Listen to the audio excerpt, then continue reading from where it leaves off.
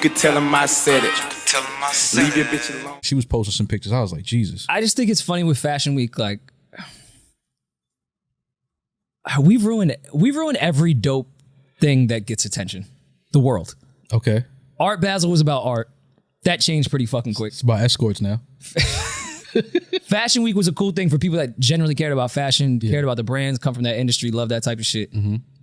I saw people just setting up like the fold-out chairs that they go to church with and just made a fake runway, and now they do Fashion Week events. Yeah. It's like offensive.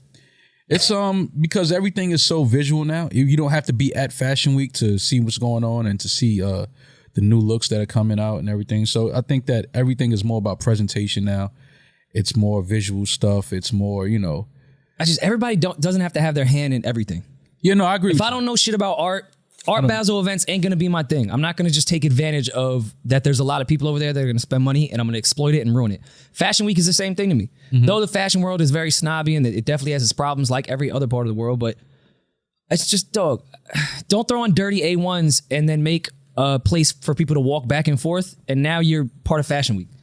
Like people, we're taking what's so dope about culture for the people that really love it and understand it, and we ruin it every time.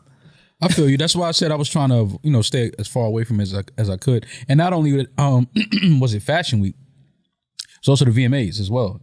So New York was really busy. It was very, very this weekend. So it was a lot of things going on, but everything seemed to go off well. I've seen a lot of people around in Harlem. I've seen a bunch of people. I was like, what are y'all doing uptown? Like. Y'all would never be uptown, but a lot of people was hanging out and just seeing different parts of the city. So, I guess it was cool, especially coming out of the quarantine last year. The city's starting to get its energy back. I think that it was a good weekend for New York overall, but I avoided as much of it as I could. And I realized what I just said is pretty much what white people have done in the entire world for its existence. Mm-hmm. Now my white guilt is kicking in and I need to just speak up. Can we stop ruining great cultural things? Right. It was disgusting. I would watch from a distance. I even went to the furthest thing I could find from EDM. I ingested a substance. I won't say what the substance was. Mm-hmm. And I went to what I was told was house music. It was not house music. It was EDM and they tried to throw some house drums in there. And it was probably better than any fashion event I would have tried to force. Okay. Because that's not my world. And me trying to pop up in certain things like, hey, Prada. I don't know that shit. Yeah. So I was like, well, let me just go somewhere. Let me experience something else that's not going to be the moment of what the weekend is. Mm-hmm.